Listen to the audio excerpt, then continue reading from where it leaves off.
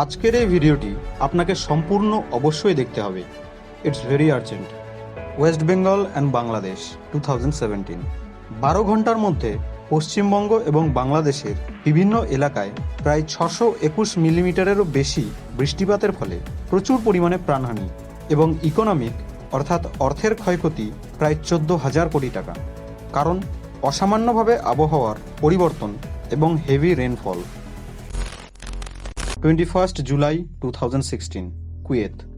Asia মহাদেশের highest recorded তাপমাত্রা 2016 সালের 21 জুলাই কুয়েত সিটিতে রেকর্ড করা হয়েছিল, যা ছিল 53.9 ডিগ্রি সেলসিয়াস।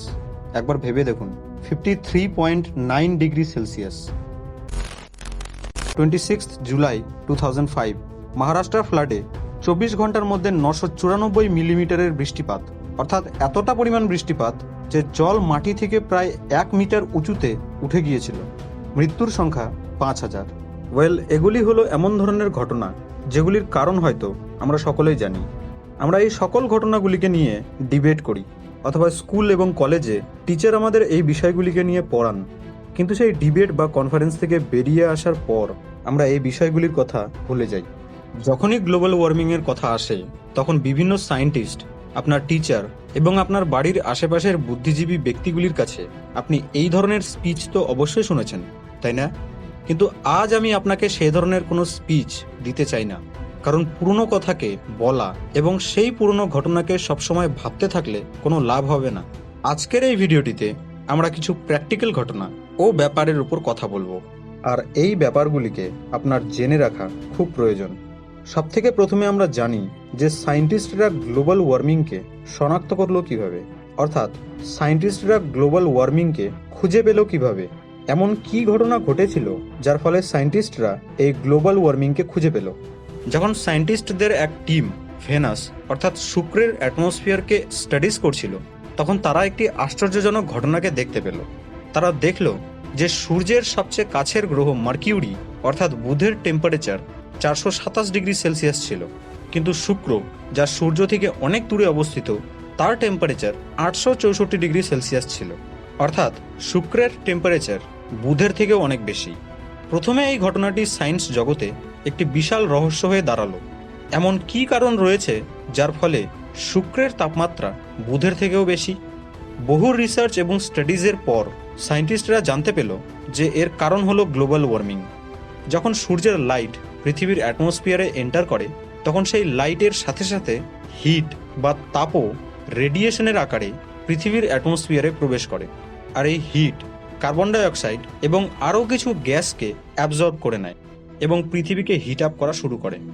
যদি এই রকম ঘটনা না হতো, তাহলে আজও পৃথিবীর বেশিরভাগ জায়গা বরফে ঢেকে থাকতো, অর্থাৎ পৃথিবীর অধিকাংশ অঞ্চলই বরফের চাদরে ঢেকে থাকতো।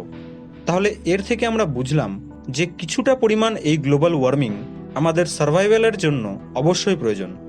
কিন্তু এই গ্লোবাল ওয়ার্মিংয়ের পরিমাণ বেশি হয়ে যাওয়া আমাদের জন্য একটি বড় চিন্তার বিষয়। আর যদি এমনটিই চলতে থাকে, তাহলে এটা 100% শিওর যে ভবিষ্যতে পৃথিবীর টেম্পারেচার এতটাই বেশি হয়ে যাবে যে শুধু মানুষ নয়, কোনো প্রাণী আর এই প্ল্যানেটে জীবিত থাকতে পারবে না।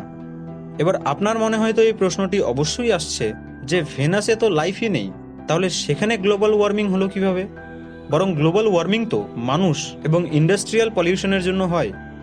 তো বন্ধু, একটি ইন্টারেস্টিং কথা জেনে রাখুন। বেশিরভাগ লোক মনে করেন যে গ্লোবাল ওয়ার্মিং কেবলমাত্র মানুষের কারণেই হয়ে থাকে, কিন্তু ভেনাসে গ্লোবাল ওয়ার্মিংয়ের আসল কারণ হলো সেই প্ল্যানেটের অ্যাক্টিভ ভলক্যানোগুলি, যার কারণে সেই প্ল্যানেটে কার্বন ডাই অক্সাইডের কোয়ান্টিটি প্রয়োজনের থেকেও অনেক বেশি রয়েছে, অ্যাপ্রক্স 96.5%।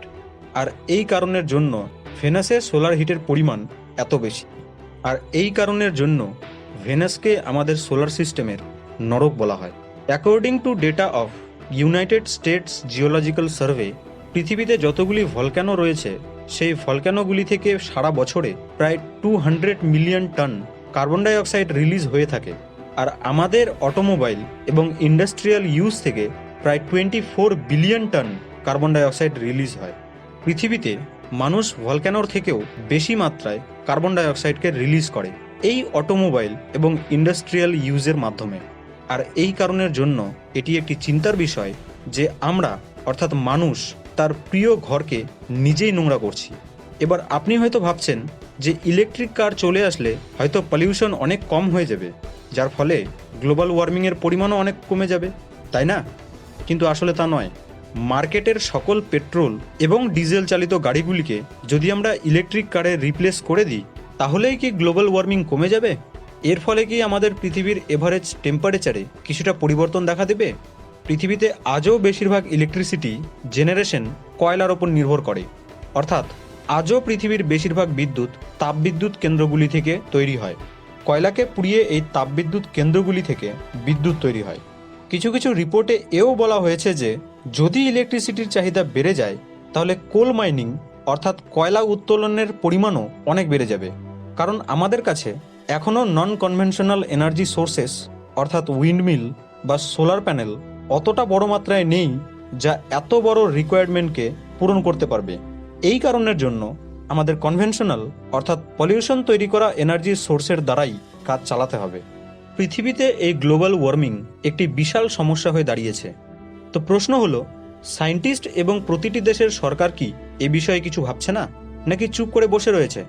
আপনি এই কথাটি জেনে হয়তো একটু খুশি হবেন যে প্রতিটি দেশের সায়েন্টিস্ট ও গভর্নমেন্ট প্রতিনিয়ত এই সমস্যাকে দূর করার উপায় খুঁজেই চলেছে এবং তারা বহু পদক্ষেপও নিয়েছে। অগস্ট 1987 বহু দেশের সরকার দ্য মন্ট্রিয়াল প্রোটোকল নামক প্রজেক্টটিকে চালু করেন। এই প্রজেক্ট অনুসারে পৃথিবীতে রেফ্রিজারেটরের ম্যানুফ্যাকচারিংগুলিকে প্রায় 30% কমিয়ে দেওয়া হয়েছে। যে সকল ইন্ডাস্ট্রিজগুলি বেশি মাত্রায় সিএফসি এমিট করছে, সেই সকল ইন্ডাস্ট্রিজগুলিকে বন্ধও করে দেওয়া হয়েছে। আর সত্যি বলতে কি জানেন, রিসেন্ট রিপোর্ট অনুযায়ী এই প্রজেক্টটি সত্যিই আমাদের ওজোন স্তরের ক্ষয়কে অনেক কমিয়ে দিয়েছে। ওজোন লেয়ার হলো এমন একটি বায়ুমণ্ডলীয় স্তর যা সূর্য থেকে আসা আল্ট্রাভায়োলেট লাইট ও রেডিয়েশনকে পৃথিবীতে প্রবেশ করতে বাধা দেয়। আর মানুষ এবং ইন্ডাস্ট্রিজগুলি এই ওজোন লেয়ারকে ধ্বংস করছে, যার ফলে সেই আল্ট্রাভায়োলেট লাইট এবং রেডিয়েশন পৃথিবীতে প্রবেশ করে পৃথিবীর অ্যাটমসফিয়ারকে গরম করছে। এই ইউভি রেইস আমাদের স্কিন এবং আমাদের ডিএনএকে এফেক্ট করে। তাই এই মাদার নেচার বা প্রকৃতি মায়ের যত্ন নেওয়া আমাদের অবশ্যই প্রয়োজন, কারণ অ্যাট দ্য এন্ড এই প্রকৃতি মাই আমাদের বেঁচে থাকতে সাহায্য করবে।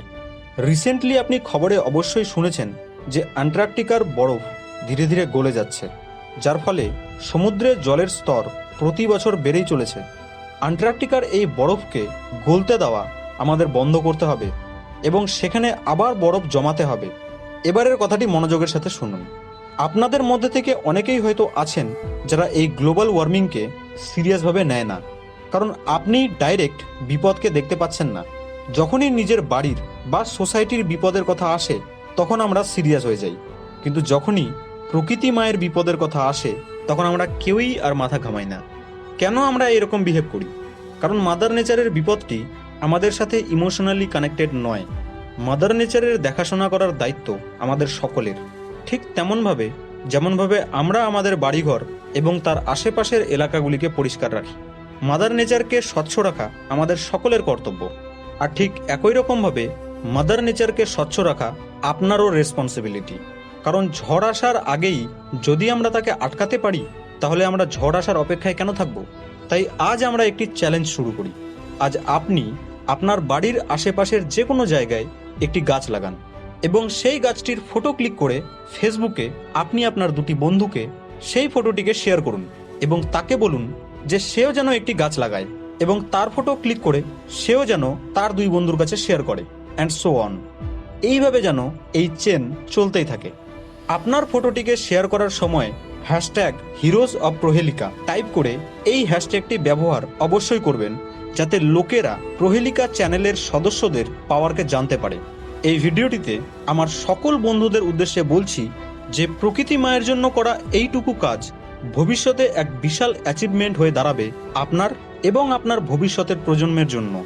জীবন সমস্যার সমাধান, অদ্ভুত দশ, দি বঙ্গায় 2.0, মায়াজাল, positive thinking Bangla, inspire young Indian, Bong motivation, তাজা নিউজ, সহজ জীবন এবং আরও অন্যান্য বাংলা ভাষার ইউটিউব চ্যানেলগুলির উদ্দেশ্যে বলছি, আপনিও প্রহেলিকার এই চ্যালেঞ্জটি অ্যাকসেপ্ট করুন এবং আপনার সাবস্ক্রাইবারদেরও এই গ্লোবাল ওয়ার্মিংয়ের বিষয়ে সচেতন করুন।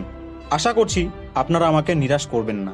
কারণ প্রকৃতি মায়ের ধ্যান রাখা আমাদের সকলের দায়িত্ব। এই ভিডিওটি এতটা পরিমাণে শেয়ার করুন যাতে বাংলা ভাষায় কথা বলা প্রতিটি ব্যক্তির মোবাইলে এই ভিডিওটির নোটিফিকেশন গিয়ে পৌঁছায়, কারণ এই ভিডিওটি সকলের কাছে পৌঁছানো খুবই জরুরি। আপনাদের সঙ্গে আবার দেখা হবে নেক্সট ভিডিওতে।